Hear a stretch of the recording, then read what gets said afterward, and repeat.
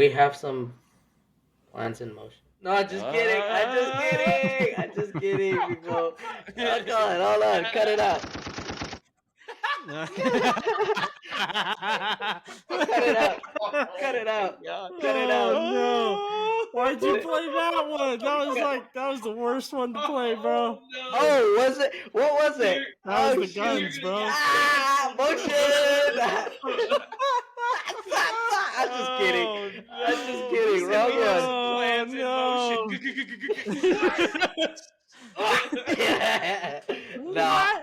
I'm just. boy. It's all jokes, viewers. All jokes.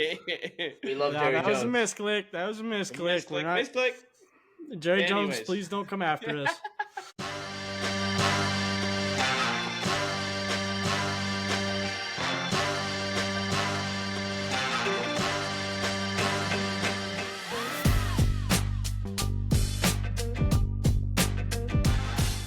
Hello and welcome back to another episode of your favorite Couch Potatoes. I am your host, Jay Cubs, in the new crib. Got my new setup, got a PC. Hopefully I'm looking and sounding better, so that's exciting. And, of course, always joined by my co-host, Feisty and Big Wes. You guys ready to get – I know we're all ready to get into some football, clearly, but there's just a couple of basketball things let's start with. So we'll just knock that out of the way. Sound good to you guys? Do it. Nah, I can do without it. Let's do it, Wes. We probably could, but there's two things, because one of them has to do with the Jazz. The Jazz signed Patty Mills to a 1-year, $3.3 million contract.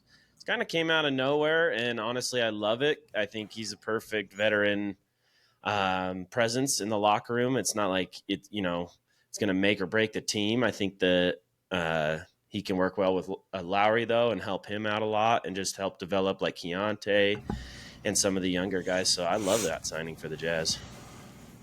Yeah, I mean, I don't know. I mean, I don't know much about the NBA nowadays. I'm trying to, catch back up with it and everything because I used to be really into basketball. But, Patty Mills, at least when I was watching, really good guard. So I guess we'll see how the veteran presence does in Utah.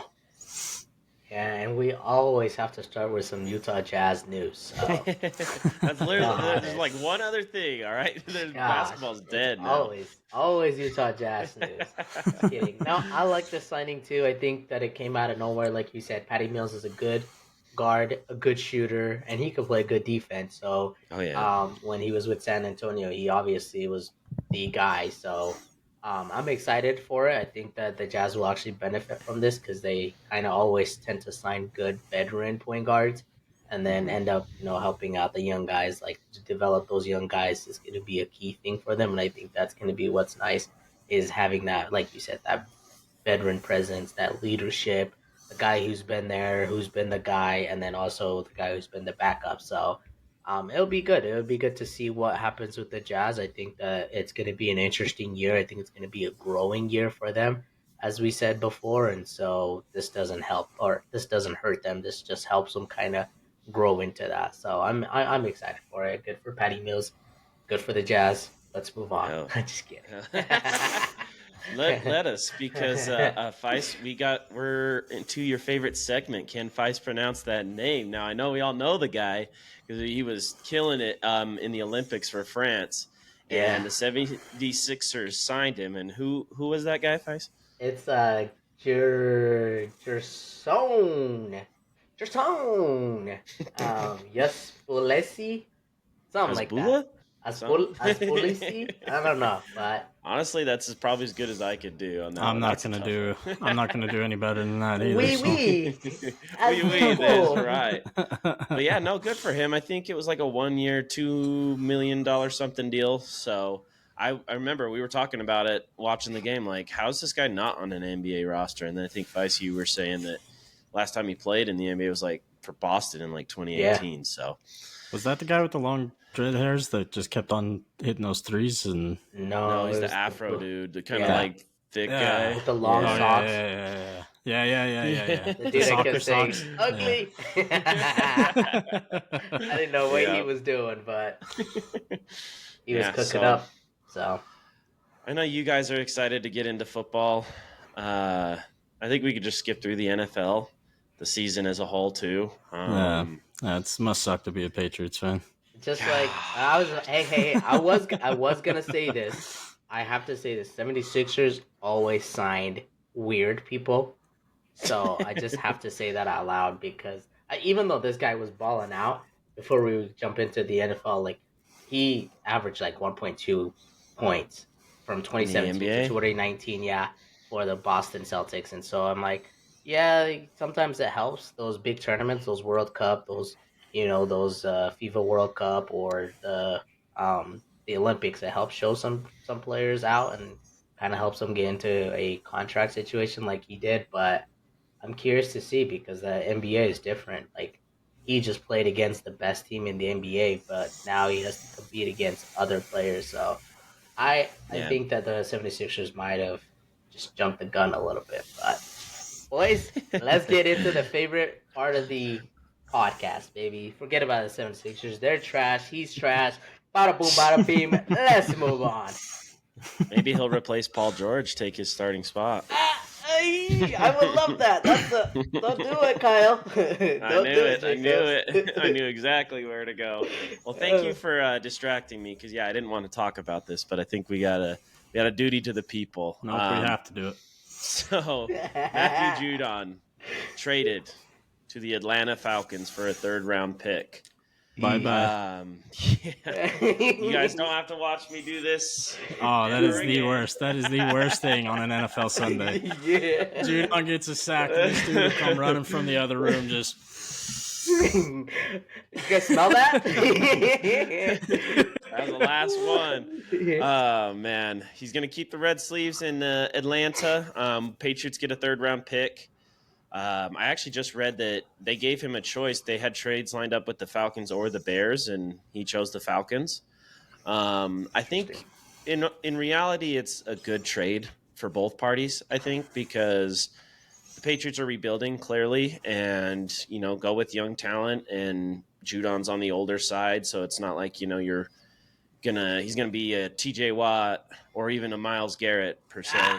And be your franchise guy for the next 10 years, right? He belongs on a championship contending team, and the Patriots need cheaper, younger guys to develop. So it's a win-win. It just sucks for me, and my jersey curse continues. Thank God I have that May jersey, or I wouldn't have a single player in the NBA or NFL.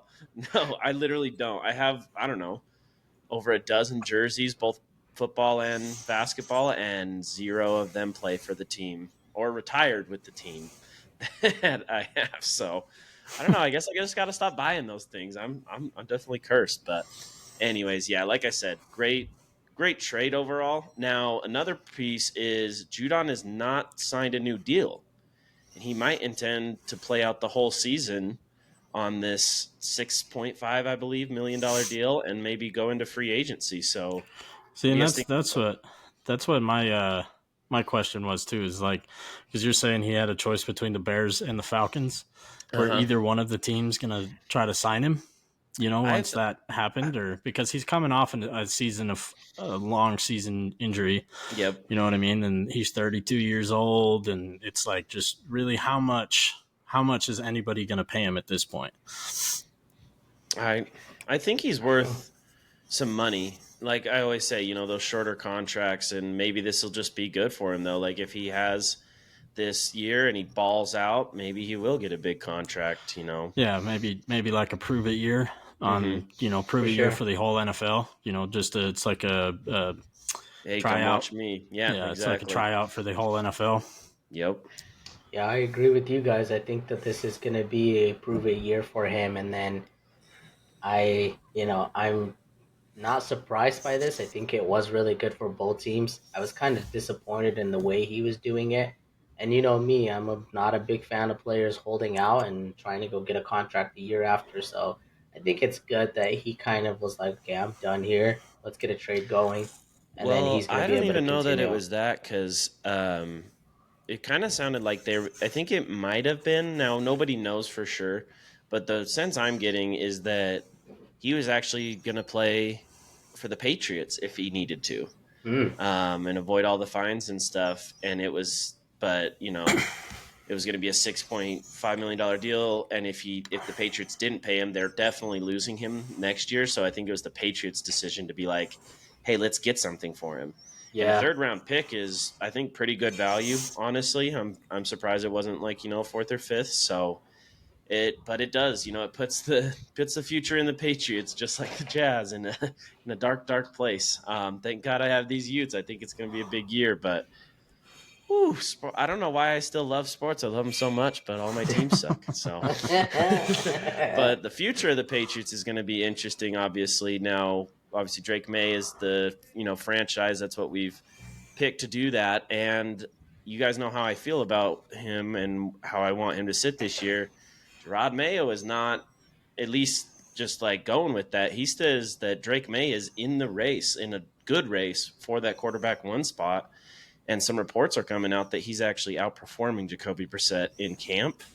Wow. And that just scares the shit out of me. Because now I'm thinking we're going to get another Mac Jones. And I'm like, he's not ready. Well, not only I don't think that Drake May's ready, I also think that the team's not ready. I don't, and I know you guys don't like it either. Rookie quarterbacks getting thrown into situations, especially like the one that the Patriots have. Mm-hmm. I think that Bryce Young got thrown into a really shitty situation, and it reflects badly on him when it's not even his fault. Just situations like that is, I mean, it ruins players' careers. At least with Mac Jones, Belichick tried to make something of the offense with, signing a bunch of free agency stuff and all the tight ends and stuff out of free agency. But I just, throwing a rookie QB into a losing situation, I think always deters their, it always puts them down. Yeah. Mm-hmm. Yeah, I mean, then, and it makes it look like they're not ready for the NFL, that they should have maybe stayed 1 more year or whatever it is. I think that's a good point, that you can't do anything if your receivers suck or if your offense sucks, or you can't even, like with Bryce Young, like the thing that I noticed is his O-line was so bad, dude. The dude didn't even have time to like get set to throw the ball. So I think that's a big thing too. They traded away his only good wide receiver. Yep. Don't even know if they had a running back in last year. Wasn't that Cuba Hubbard or whatever was their number 1 guy? Cuba Hubbard. And then now they have Deontay Johnson, but they still haven't done anything with the offensive line. Mm-hmm. Nope. And it's different, because like you look at CJ Stroud and he has the best rookie season ever and he goes right into it, right? But I think that's like, those are the outliers, Yes. I think that you can name a few. And I can't even think now, like the young guys that I mean, Joe Burrow is in there, but he kind of was injured, right? Didn't he tear his ACL his first season? But that's the thing. Yeah, he did. But that's the thing, though, too, right? Like, I don't think that CJ Stroud went to a terrible situation. No. Nope. And I think he was probably more pro-ready than a lot of these guys because he played at Ohio State, Yeah, and so, I mean, that's the thing, too, right? I mean, he got put into a situation where they were coming out of a rebuild and they drafted a bunch of really good talent. And that they hit on a lot of shots they took in the draft, and they just got really lucky in that situation. And now we're going to see the Houston Texans be really good for a really long time. And Joe Burrow, I was going to say, is probably the only guy that you could say that went to a bad situation and was still able to come out of it. Mm-hmm. I understand that he did tear his ACL, but that's because the Bengals offensive line was fucking booty cheeks when he got drafted to the Bengals. And I don't know what they've done to fix it, but it's been bad since Joe Burrow's been there. They signed Orlando Brown, I think, a season or 2 ago because he was a really good tackle for the Chiefs. So they signed him. And they've done a little bit at least. Remember when Joe Burrow first got drafted? You and I were talking about it, and I was like, well, they drafted their franchise guy, and then 5 picks later took Jamar Chase. Oh, and I was like, they had the 2 top 5 picks. And I was telling you, I was like, why wouldn't you? I understand that Jamar Chase, and obviously Jamar Chase has proved. I mean, I never said Jamar Chase was going to be bad. I just don't think it. I didn't think it was the right pick for the Bengals at that time. What I thought that they should have done was get an offensive lineman to help protect that rookie quarterback. And let's test out that theory because that's what the Chargers did, right? The Chargers I know Julio was like pissed that they didn't take a wide receiver, and I'm like, I kind of like that pick. I think it was a good one. But we can see though, because Jamar Chase and Joe Burrow made it to a Super Bowl, and the Chargers haven't done shit. But now they're on I wouldn't even say a rebuild, just a new era. Yeah. So If we'll have just to see. if Justin Jefferson can, or not Justin Jefferson, sorry, Justin Herbert can even play. So, but I mean, Drake He'll May is a play. different story. So we'll see how that goes.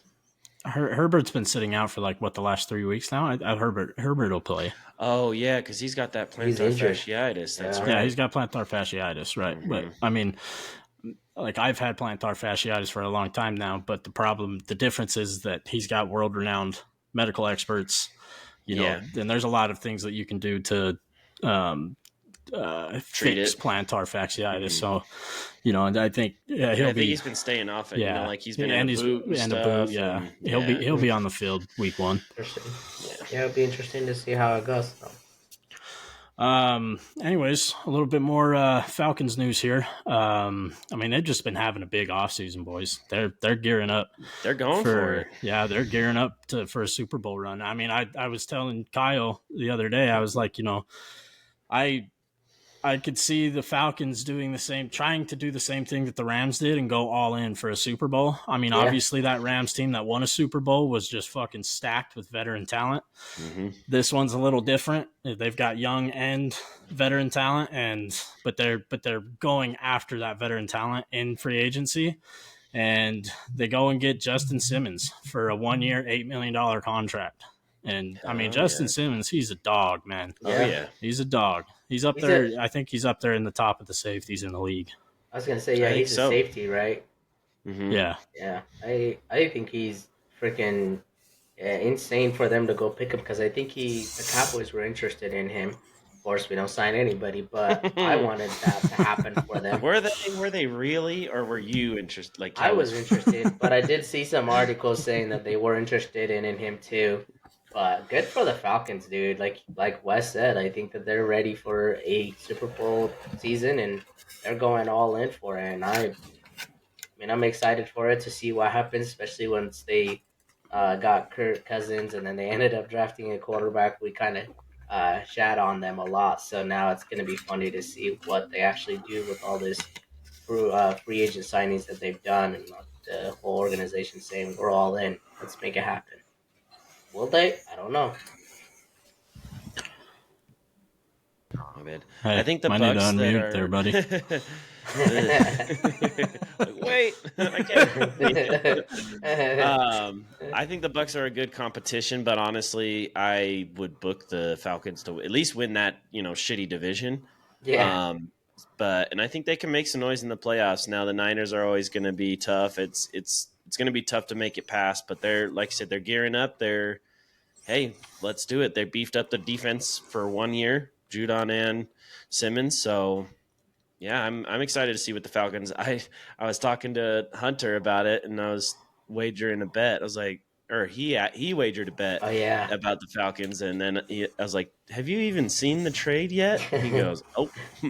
Never mind, didn't hear from him after that. So. It's $100 bet, right? I think it was. That's what he said. And then I was like, have you seen the trade? I shouldn't have said that. I should have just bet him. Well, hey, boys. Speaking of a team, how the Falcons have tried to build their season in the offseason, the Vikings have had probably one of the most unlucky off seasons I've ever seen. That they have. And they have their rookie cornerback pass away.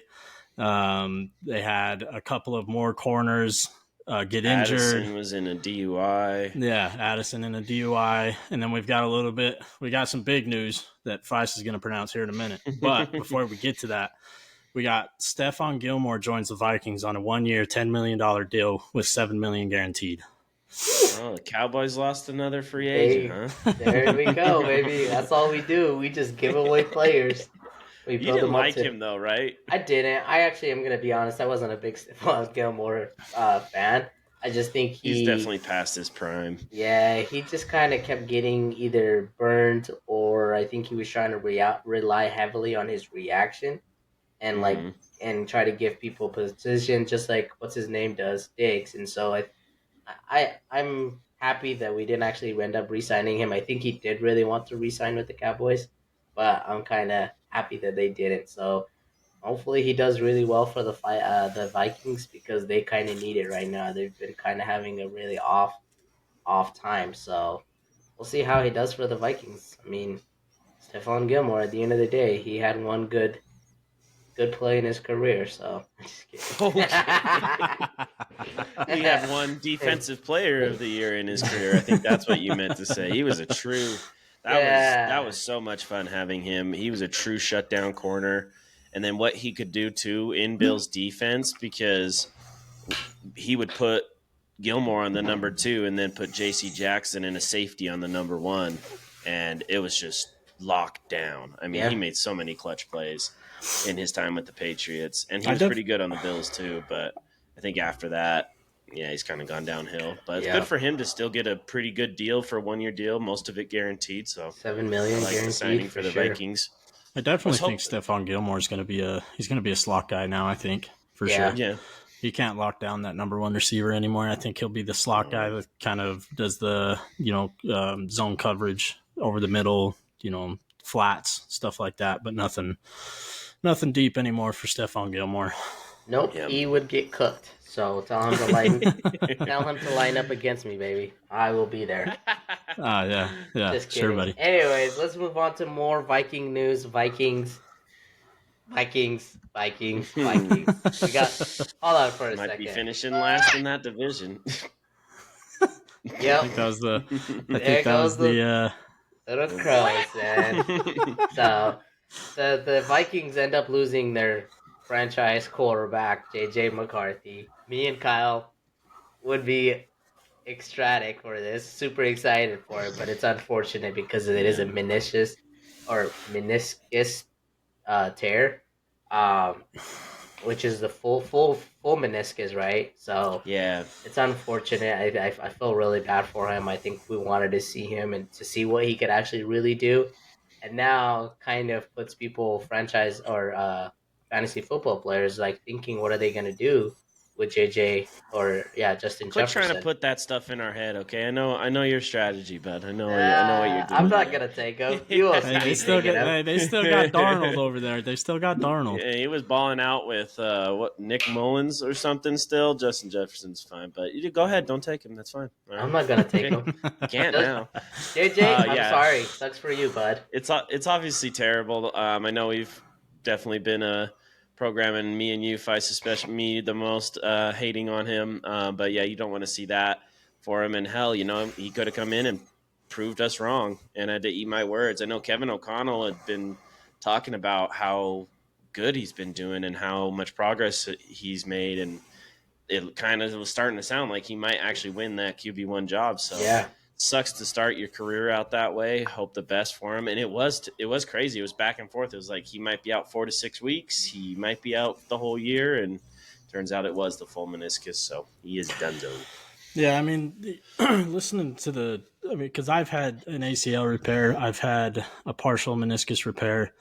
Obviously, my meniscus didn't fully heal because I popped the stitches again. So I still have floating pieces of meniscus in my leg, but it's not a fun injury because, it doesn't matter what type of movement you have. If it's not fully repaired, if you can feel it, you'll feel it every time. Yeah. And so it really sucks, having JJ McCarthy out.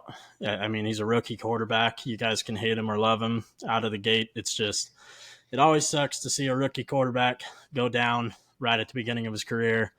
But actually on the Pat McAfee podcast, I was thinking, I was listening to it, and AJ Hawk was even talking about how at the end of every season, the players would actually go in and repair their knees. And, like when they have, the bone scrape or the scraping or scoping or whatever of the knee and stuff like that.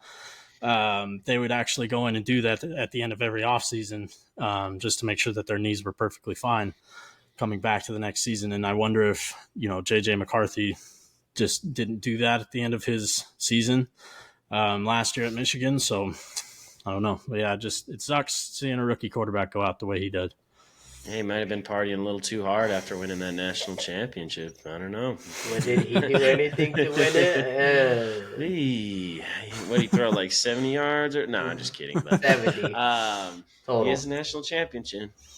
He can always say that. But let's move along. Another weird situation. I don't even understand this. So Hassan Reddick in the offseason requested a trade from the Eagles. And he got that to the Jets. Now, it's kind of similar with the Judon thing, but it sounds like Judon will play. Hassan Reddick has requested a trade, possibly the quickest trade request of all time, away from the Jets. And it sounds like the two sides are not even close on getting a deal done. But at the same time, the Jets are like, nope, we're not trading you. And we'll continue to fine you per the CBA or whatever it's called. And yeah, so isn't he up to like Isn't he up to like $2 million or something like that by this point? Is it? I haven't heard $2 million number. or $20 million or something like that in fines for not showing up to, it's not $20 million. Yeah, that would be something. I doubt that it'd be $20 million, but Hassan, I don't know what this situation is, man. I think that he got traded expecting a new contract instantly, which obviously, from what I've heard is that they traded for him and then the Jets came out with one offer. Hassan Reddick turned it down, and then there hasn't been talks ever since about a contract situation.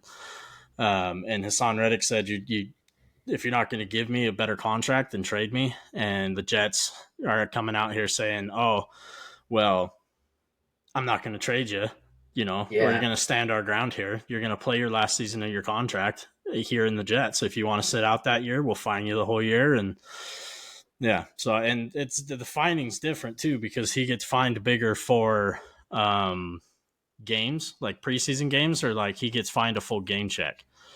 And then on training camp, he gets fined a different amount for missing training camp and stuff like that too. So just a weird situation. And obviously you could look at it like the Brandon Ayuk situation too, where, they haven't traded him because he decided, no, I don't want to go there type of thing. The Patriots was a little different. Again, man. I'm already having a hard fucking time with this Judon thing. Thank you for, yeah, you're welcome, buddy. You're welcome, buddy. Anyways, yeah. Brandon Ayuk is definitely not going to the Patriots, I'll tell you that. And he's definitely not leaving. Sorry, you didn't want $32 million a year, Brandon. Yeah, he doesn't want that. He wants championships, which you can't give him. Anyways, moving on. But why isn't he playing for the Niners then? I think that they just said that they're working a deal, but I don't know. We'll see where that happens. But the Reddick thing, I think, is kind of interesting because why would you expect, like, unless you're a top dog, why would you just expect that you deserve a new contract right away? You haven't really proven yourself. He played pretty well. Eagles, he played really well for them, but I still think he was last season. That's the thing. But the thing is and he played really well last season. Defense was just really, really good together. They made sure that they worked really well together. Now, I would think that you would want to, at least my opinion. It's not that I hate the Eagles, which I do. But it's the fact that, like, why don't you just go prove yourself? Like, this is a new team. Why don't you be the new guy? Go destroy everything that they expect you to do, and then you'll be getting a big contract regardless if it's with the Jets or you go sign free agency and you test free agency. Like, to me, this situation just doesn't make sense. I think that Hassan Reddick is just kind of a little bit out of his mind. I think that he's just trying to play that, well, I'm a good player, I should be getting paid this much. Like, at the end of the day, dude, you're losing money by just being kind of ignorant to the situation, by being, the guy that they should be getting paid. But I wouldn't pay him either. I would want my guy, especially if he's on a 1-year deal, that's a prove it year for me as an owner, as a GM, whatever. I want that player to prove himself, and then I would give him a contract. But I have a different perspective on it because he's coming from the Eagles, and so. Yeah, I was gonna say, because the thing is that's why he requested a trade from the Eagles, is because the Eagles weren't going to pay him. Yeah, they were in a position to pay him. Like, they had other guys. I think they just paid Hurts and everything. Like, they were in a position, and I think that's where as the I am more. You hate the Eagles. I hate the Jets. So I take it from more of this perspective that the Jets are freaking stupid. Because like, why trade for this guy? Yeah. Such a Why give up? Because poverty they gave poverty up. franchise. Yeah, literally. when they have a chance to have a star quarterback, star running back, wide receiver, pass rusher, like you're hitting all the key positions there, right? And they're still gonna find a way to shit the fucking bed. So But that's the thing too. Like that's the thing too because who's the head coach there? Saleh, Yeah. Robert Saleh, and then Joe Douglas. I mean, what I've heard is that they're on the hot seat too. And then you go Yeah. and make Oh, a yeah. trade. You go and make a trade for a player, and he doesn't even set foot on the field before he wants to get traded again. Like that doesn't look good for you. Nope. No, and so that's where I'm like, why did you trade for this guy? And they gave, I can't remember what they gave up, but they gave up a significant amount of stuff because, in my opinion, he is a really good pass rusher, possibly top 10. So, and that's, like I said, one of the most important positions on a football team. So it's crazy. And yeah, he's not even playing or he's not participating in training camp. He's losing those preseason checks, like you're saying. So I don't know. What a weird situation, but let's continue on with some more preseason news. And also just like wanted to talk about this because we talked about this last week, and you guys know how is Patrick Mahomes not the best player in the league, right? And then he goes out and we're so fucked, boys. We're so fucked. Behind the back pass in stride, this perfect screen. Like this guy is the best player in the league, and I mean that was just crazy. How is that even possible? I mean, how are you supposed to defend that team, and how are you supposed to defend Patrick Mahomes? I mean, he's continuing to add more and more weapons to his bag. I don't know, man. It's just, I mean, you can compare like Patrick Mahomes making the NFL look like a backyard football game to like Joker, in the NBA, making the game just look so simple and easy. And it's just like, how, man? How is anybody supposed to compete? I mean, this dude had the worst team that he could have ever had last season. Literally only had one fucking guy on the team that could actually catch a ball and still went and won the fucking Super Bowl. And now he's got a guy that runs a 4.2, fastest guy in the league again. For some reason, the other NFL teams allowed that to happen. I don't know how do you let that happen? You know what I mean? And then Travis Kelce, still Travis Kelce. I mean, I don't see him slowing down anytime soon. He's what, 33? Yeah, and I still don't see him slowing down anytime soon. You know what I mean? He's going to retire when he wants to, and he's still going to take the top, And then they have Isaiah Pacheco on that offense now too, so they actually have a running game. It's just I don't know who stops the Kansas City Chiefs, and they improved on their defense too. Their defense was really fucking good last year. Yeah, and that was the thing that's been holding them back. And now, like you said, it's they have no holes, and if they do end up in trouble now, Patrick Mahomes has the behind the back pass. You already had to know. Like it's man, what do you think, Vice? Soon he's gonna be giving out tricks like no one's business, dude. He's gonna be throwing. He's right-handed, right? Mm-hmm. Yeah, he's gonna be throwing. I think he's already done left-handed, but consistently, he's gonna be doing probably consistent left-handed behind the back quarterback. Yeah. Well, I mean, did you guys hear what he said? He had an interview. I think it was an interview. It might have been. I don't know. That I think about it, it might have been AI or something like that. But I think he had an interview at the preseason in the preseason game, where he literally said that Travis Kelce ran the wrong route, and in his head he's like, "God damn it, Travis Kelce," and then just threw a ball. Yeah. And it worked out. He's just over here nonchalant about it, like, "Oh yeah, I just threw a ball behind my back in an NFL game, and it worked."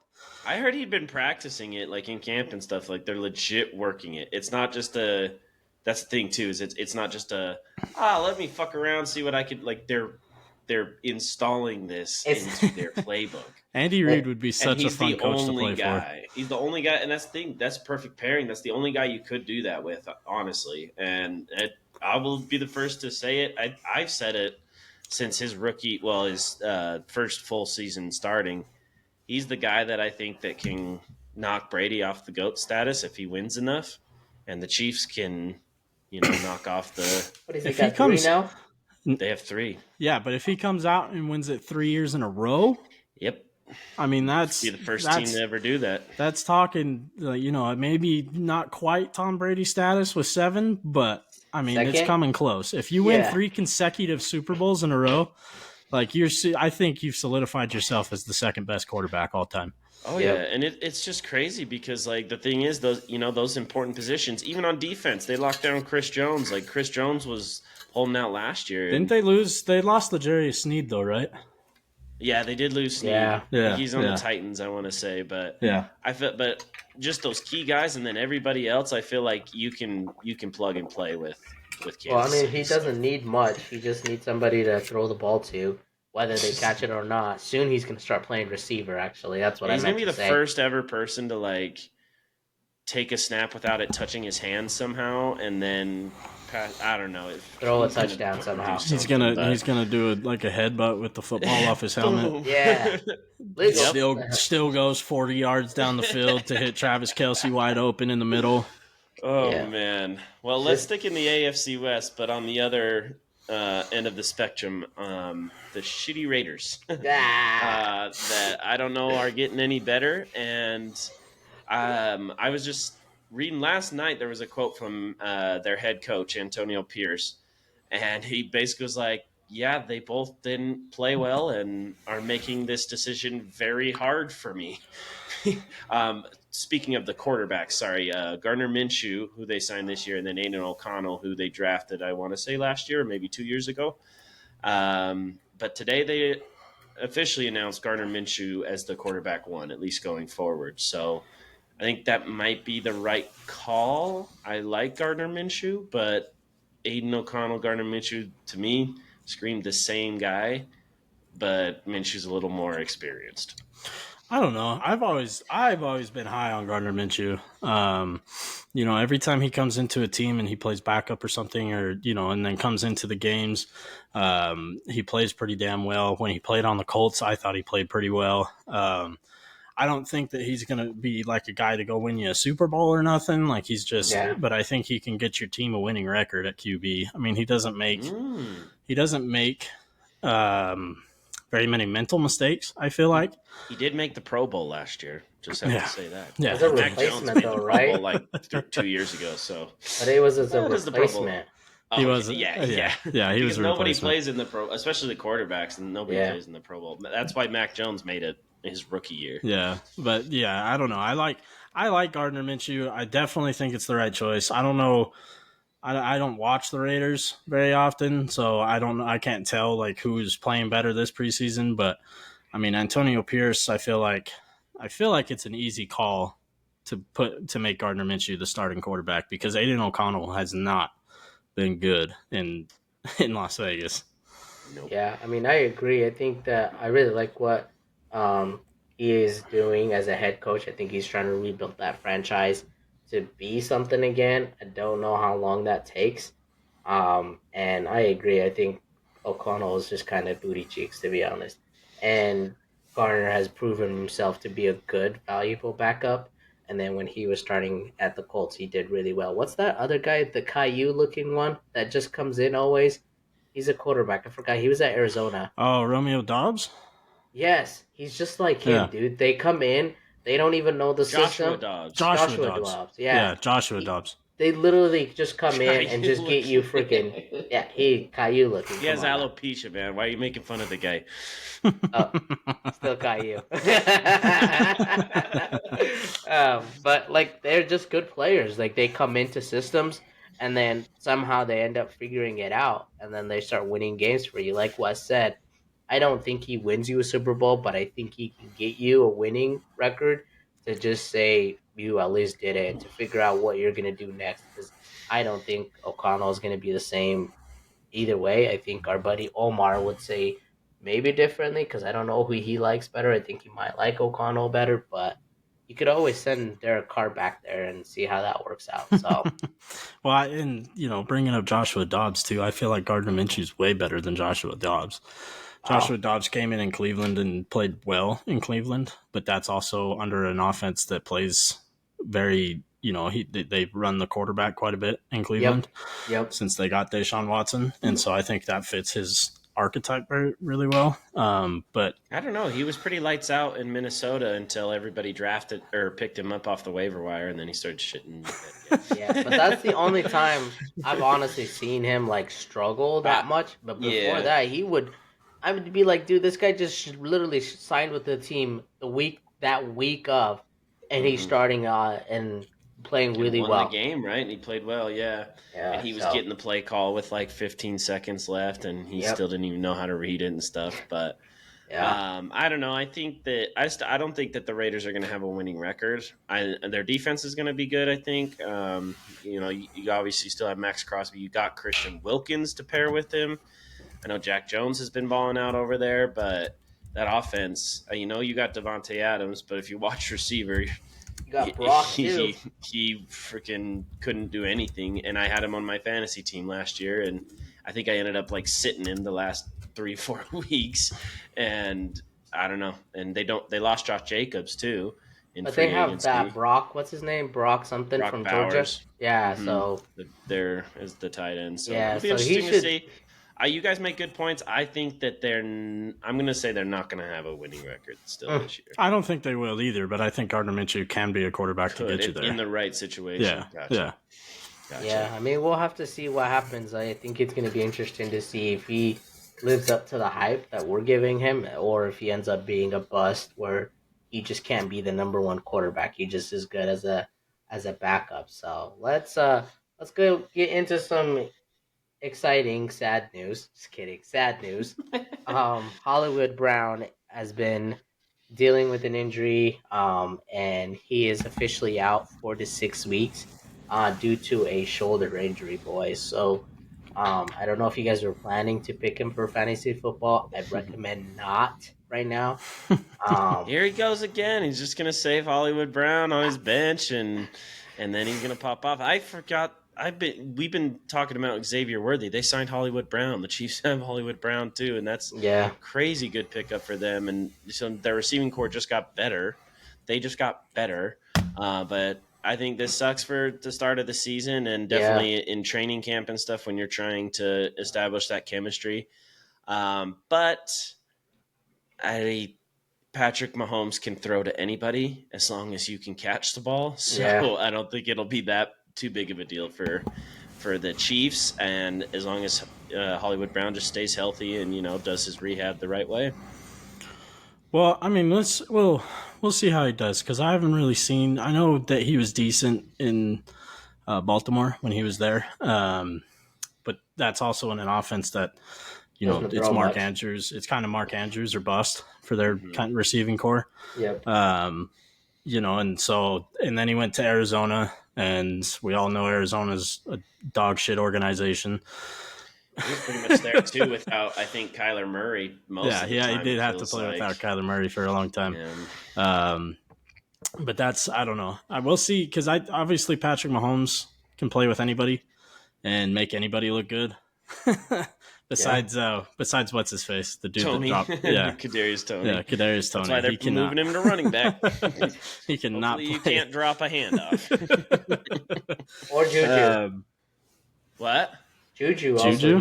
Juju. Yeah, because didn't he play for them a little bit too? Yeah, he won the Super Bowl against the Eagles. Juju was on that team, but now he didn't play too well either.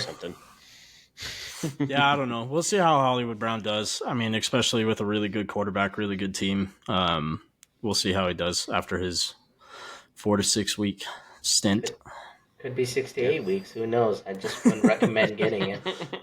Yeah, and you remember how I called Arizona a dog shit franchise? We're about to talk about another one. The Dallas Cowboys become the first franchise. Hold on. Let's see if he gets it right. No. Oh, that's a good one for it. Oh boy. The Dallas Cowboys become the first pro franchise to surpass $10 billion in value. That cheap ass Jerry Jones. Hold on. Give me a sec, guys. Let me. There we go. That Gosh, cheap you're ass about Jerry as good Jones, man. as at running that soundboard as Jerry Jones is at running a franchise. Ah! Ow! I can't find it. I don't know which one it is. Dang it. Shoot. I wish I could figure it out because Jerry Jones can't figure it out either. But anyways, I mean, I just like 2 years ago they were at like $7 to $8 billion. So this is not a surprise to me. I think that the Cowboys can compete with any franchise, whether it's football, soccer, baseball, like the Yankees. I know like Barca, Real Madrid, all those teams are very highly valued team franchises.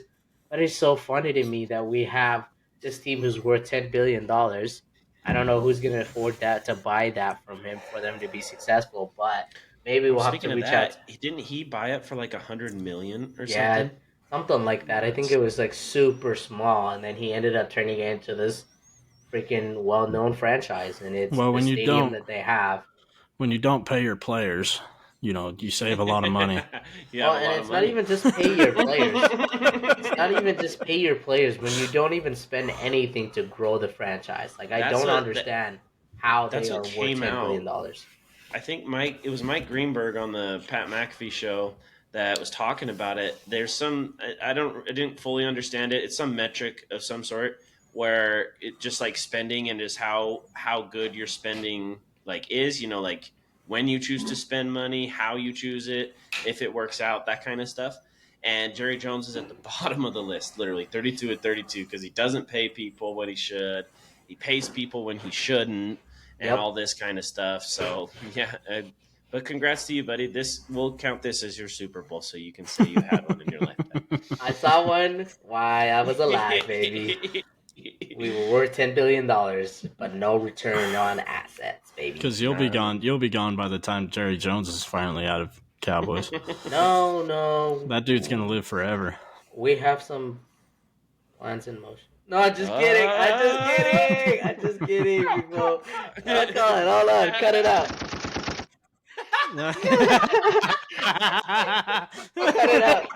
Cut it out. No. Why'd you play that one? That was the worst one to play, bro. Oh, was it? What was it? That was the guns, bro. Motion. I'm just kidding. Wrong one. No.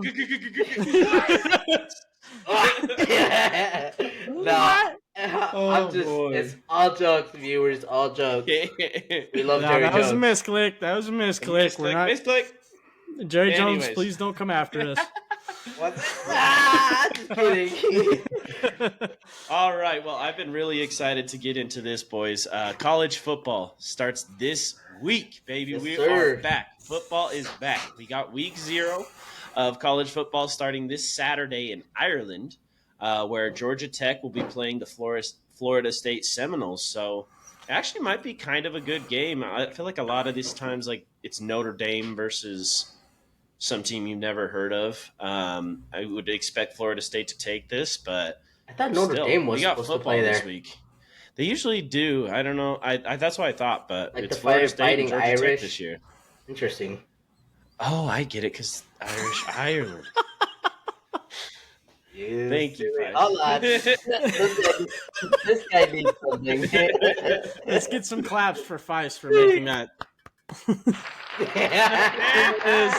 There it is. Yeah, boys, we're so back. So I thought we should go ahead and kind of preview this season, look at what we got. So I'll just start with the Utah Utes because, we're in Utah, we're a Utah place, and it's the best team in Utah for sure. I wanted to go ahead. Let's go ahead and predict some records for our teams. So I have this season looking pretty good. And now I think it's what I've been talking about, how I'm kind of glad that we went to the Big 12 instead of the Big 10. Because that would have been a whole different story, and it would not have been the same record. That's for damn sure. But I'm gonna go, at least in the regular season, 11-1 for the Utes. Wow. I know that's a lot, but let me just kind of go through the schedule here for you. So we start out the season with SUU. Obviously, we'll take that. And then we got Baylor at home, which might be kind of tough, but we beat them last year barely on the road. And when we were still doing the whole, are we playing Bryson or Nate Johnson BS that I hated? So I got us taking that at home. And then we're on the road for Utah State. Not that big of a deal. It's probably still going to be a home game for Utah, I would assume. Then we're on the road to Oklahoma State. That's where I'm going to give us that loss. I think that's a tough place to play. Oklahoma State opens up as the 17th ranked team. I think we got a chance, but I think we might drop that one. And then we play Arizona at home. Now, Arizona, very good team, but they did lose their head coach to Washington. Mm-hmm. So I'm going to take the home court. I'm going to take home field, and just the fact I think Arizona might not be as good. And then we go on the road to Arizona State. Going to chalk that up as a win. At home against TCU. I know TCU is kind of a good brand, but they've kind of fallen off recently. On the road for Houston. And then at home for BYU.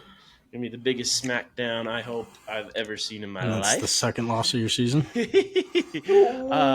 then we're on the road for Colorado and at home with Iowa State to finish out the season. So, I mean, that's my thing. Like when I was trying to go into this like realistic, I'm like, let's try to actually look at it. But when you look at the matchups, the teams that I feel like have a chance, we're playing at home, which gives us a huge advantage. So that's why I'm going to go 11-1 for the Utes this season.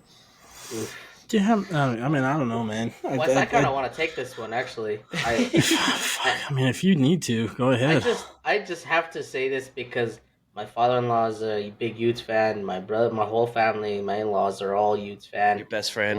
My so-called best friend is a Utes fan. A lot of people I know is Utes fan. I think that's some bullshit, bro. I think that they end up going 8-4, maybe 9-3. I think that they end up losing to BYU. I think that they end up losing to BYU, honestly, because at home.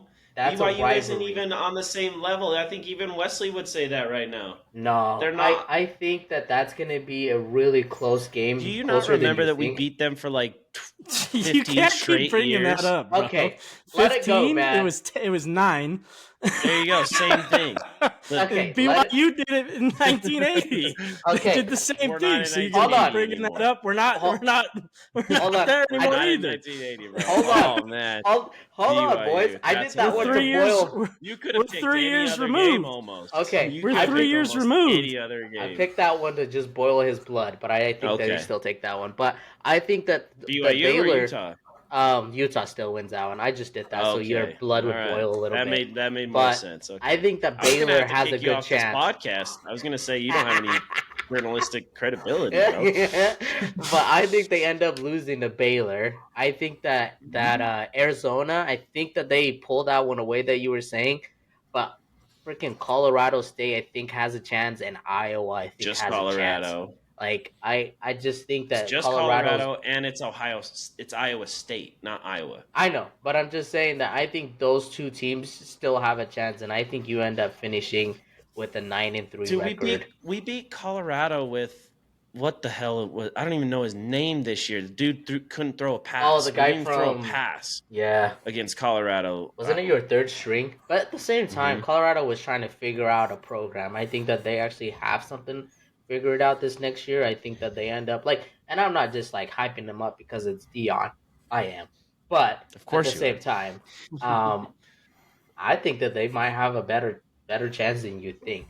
And that BYU game, I think it's going to be a lot closer than you think because BYU is now recruiting at a higher level than just getting Ollie boys from Utah. They do have a 1-year head start on this in the Big 12, and it went really well for them last year. So good point there. Good point, guys.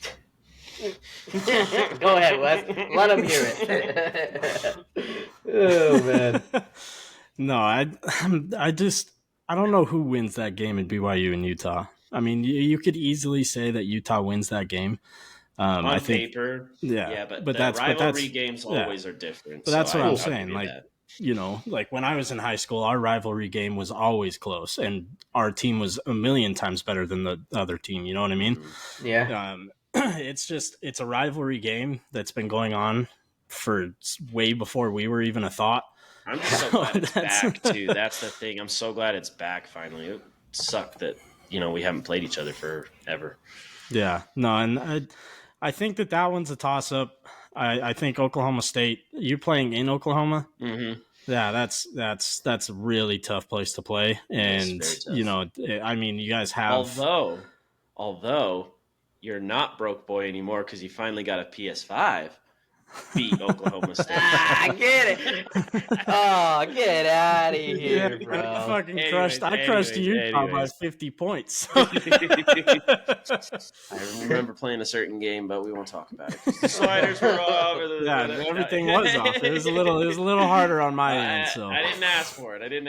But anyways, back to real life. So, who do you think? What do you think their record is, Ish? What the Utes? Yeah. I'd say at worst maybe 10-2. Okay, so let's keep track of that. Actually, I wanna keep track of that for the boys. So I got them going 11-1. We'll say Wes is 10-2. You're going 9-3. I thought you said 8-4. No, we'll go 9-3. The freaking BYU was a joke. Okay, sounds good. What about your BYU Cougs, buddy? How are they going to fare this year in the Big 12? I mean, I don't think that they're going to do well. They have a lot of questions at quarterback, and we'll see what happens. But I think they'll definitely be at the bottom of the pile there in Big 12 play. They have a chance of going 7-5. I think they just have a really tough schedule to finish it out in the year. They have a chance to start off the year at least 5-2, and if they can finish out, get that one last game and get bowl eligible, I think that they can actually finish the season off 7-5. 5-2, like start. Yeah, like game 4. If everything goes right, then 5-2. Ooh, interesting. Because game 4 they play Kansas State, which is ranked. That's probably 8. one of his losses. I'm assuming you're counting. Yeah. And Baylor too. And Baylor. And then like and then Arizona, Oklahoma, Baylor.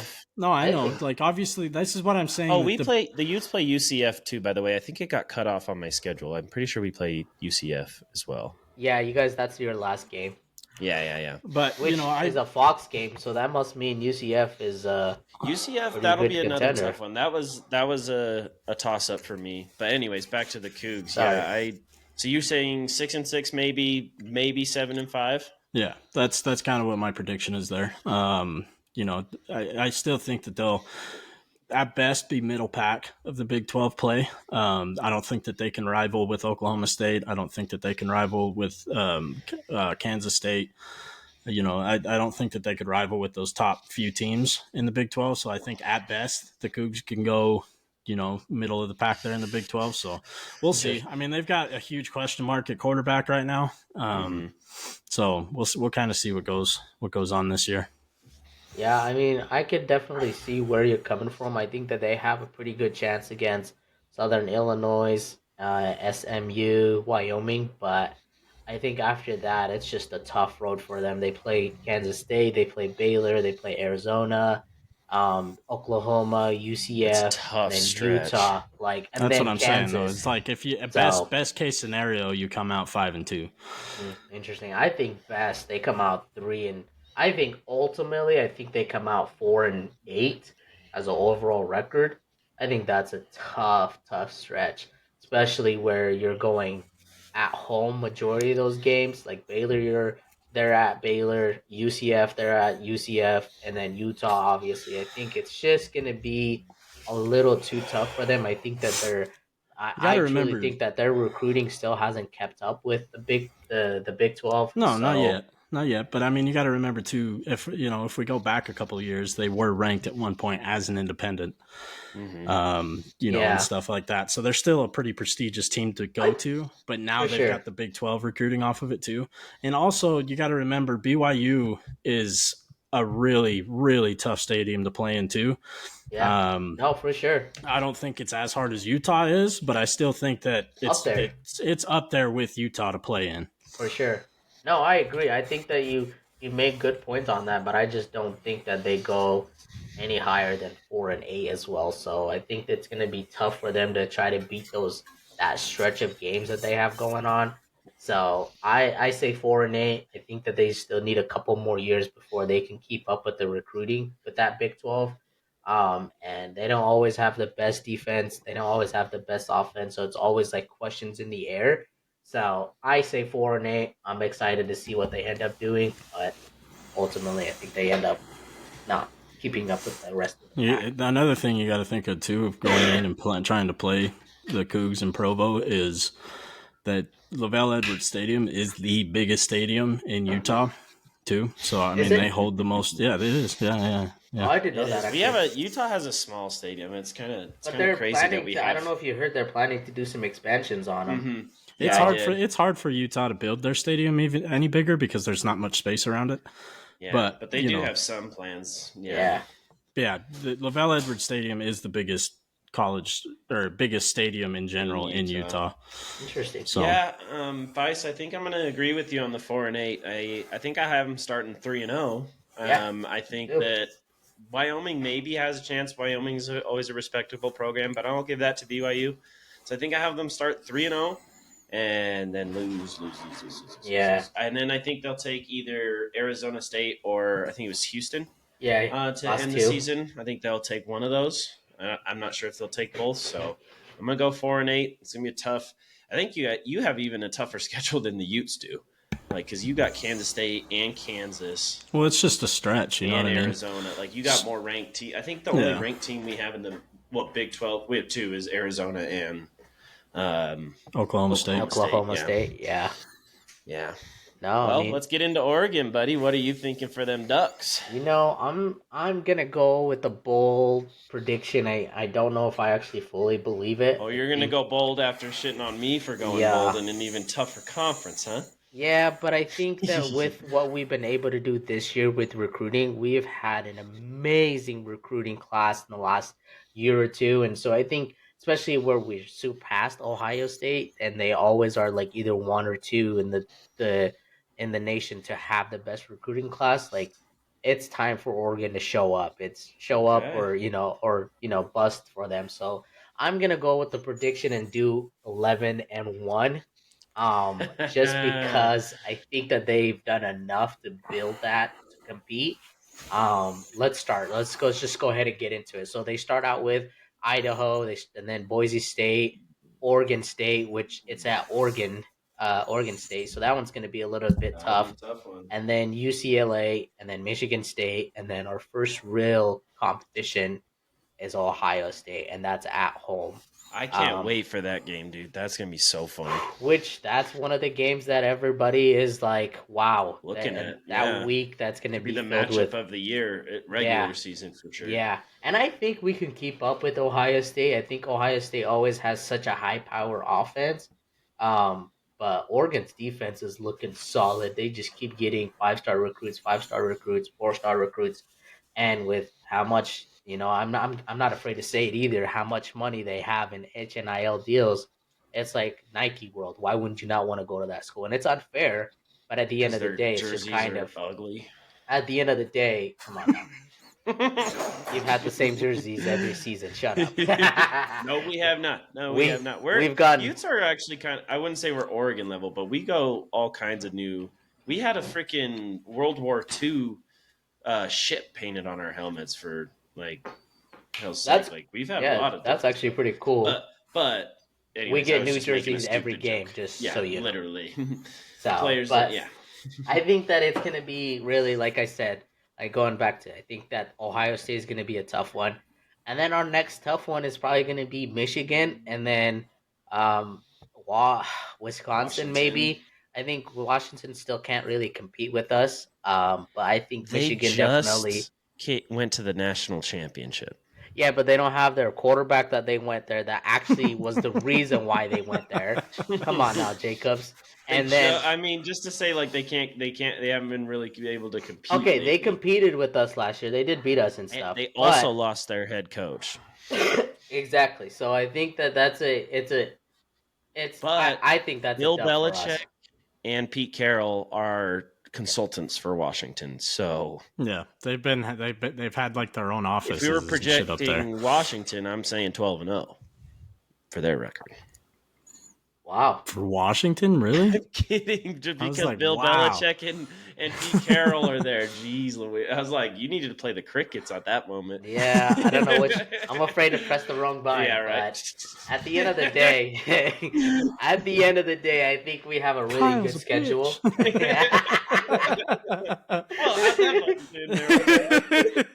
I didn't mean to press that one, but I still think that we end up being 11-1. I think we lose to Ohio State, if any, and then Michigan. We all know there's questions everywhere, so it's going to be a whole new start for them. So yeah, I think that I'm honestly going to agree with you. I think that they'll lose to Ohio State, and that'll be their only loss. I can see Oregon State possibly, just because it's like the same thing we talk about with rivalry. BYU. But I'm still going to pick Oregon, and it is in Oregon State, so that makes it tougher. If it was in Oregon, I'd probably just chalk it up. But For Didn't sure. Oregon blow them out of the water last year? They were close, so they have it was that. close. Yeah, it was Was a it very close? game. Yeah. Oh, So actually, so we have two brothers. We were trying to recruit the brother to come play for us. I forgot his last name. I can never pronounce it. It's like Yukulagachi or something. I can't even. That's the one I'm just not even gonna try. But his brother plays defensive end for us, and then the Oregon State has the quarterback. So we were trying to recruit him to come play for us. But they have a good team. I just don't think that they could still really. It's going to be weird in the Pac-2 with them. So, and how their recruiting goes. But yeah, I think obviously, like you said, Michigan is still going to be tough, but they do have question marks. New head coach, new running back, new quarterback. It's going to be an interesting season. And then I think Washington to end is going to be a question mark. Not like a question mark, like, ooh, real tough, but I think they have a chance. So I guess with that being said, that at worst, they could go 8-4, but there's no way Oregon's going 8-4. Yeah. So I'm going to say 11-1. I could see them maybe dropping one of those other games. Yeah. Going 10-2, but I'm going to go with 11-1. Yeah, I can see it. yeah. I mean, I mean, what are they coming out the gate ranked as? 4?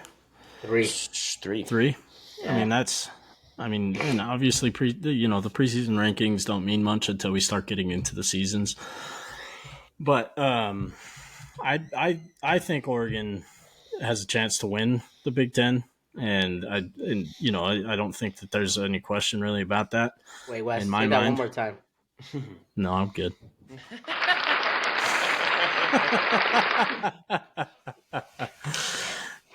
I know, and Oregon's got some really tough teams to play, but I mean that defense they got there that's a fucking brick and wall you put right there, Dylan man. Gabriel right into that system. You don't even have to fall off after Bo Nix, bro. That's we crazy. have the top 2, or we have the top 2 receivers.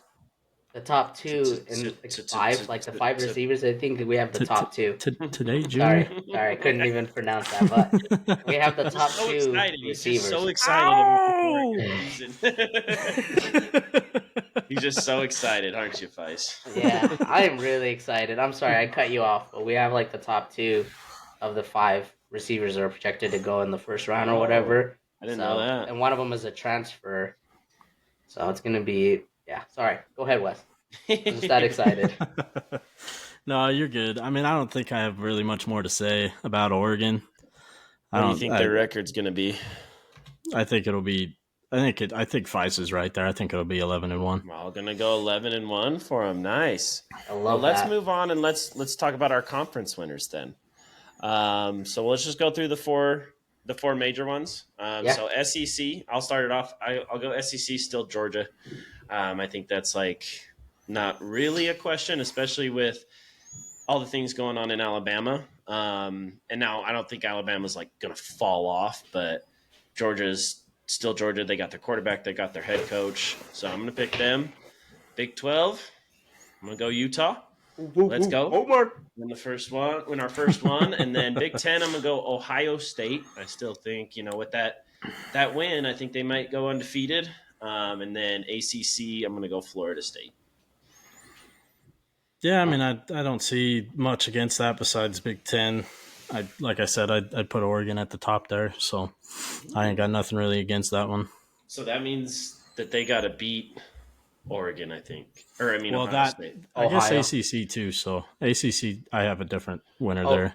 yeah. Who do you have? Let's hear who you have on your. My the winner I have for the ACC is Miami. Ooh, Mario Cristobal. That guy's trash. That guy's booty So what? cheeks. I think though you might have to have Oregon go 12-0 if they're going to win that Big Ten. Well, I think gotta beat- if they beat Ohio State, then it's a runaway. Who does Yeah. Ohio State, Michigan play every year, right? So Oh yeah, they'll Yeah, play at the yeah. end of the year. That's like one of the Usually- biggest rivalry Yeah, games the in last college game. football. And usually Yeah. that decides who wins the actual Big Ten championship because Right. then usually like they play. I think last year was Michigan versus Iowa. And they killed them like 31 Yeah. or something like that. So if Oregon is going to win the Big Ten, I think they have to go undefeated. I think whoever wins the Big Ten is going to have to go undefeated. I think that I think what's gonna happen is whoever ends up winning that game, they can't afford, or whoever ends up losing that game, they can't afford to lose another game, right? No. Well, it's basically just catching whoever wins. Yeah, You know what I mean? You got to hope for that other team to lose at least once yeah, to a I team agree. that you beat. Yeah, no, that's why I think that same thing. I think that Georgia wins the SEC. That's an NFL team against like that team is just too good, man. No matter what you look at it, they just have a great program. So I think that they win that one. I'm with Kyle. I think the Big 12 with you guys as well. Utah wins it. I think Oklahoma has a chance to give them a run for their money, but I think Utah still pulls out of that one. And then same thing. I'm taking the bold prediction and going with my boys, and hopefully See, that I they think end you up got to pulling change your through. record then, man, because you got to go because you're saying the only loss is Ohio State. Right, I think you got to predict them 12-0, Feist. 12-0. Bold. But I I think you think have here's to. the thing, though. I think that Ohio State will end up losing two.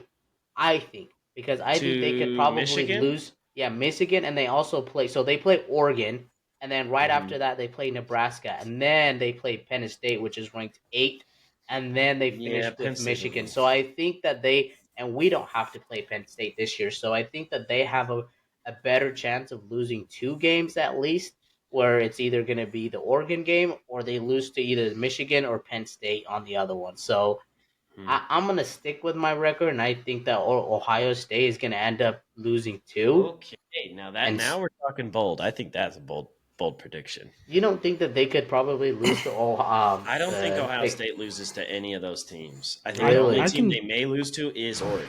I think the only team that I can other than Oregon is Ohio State.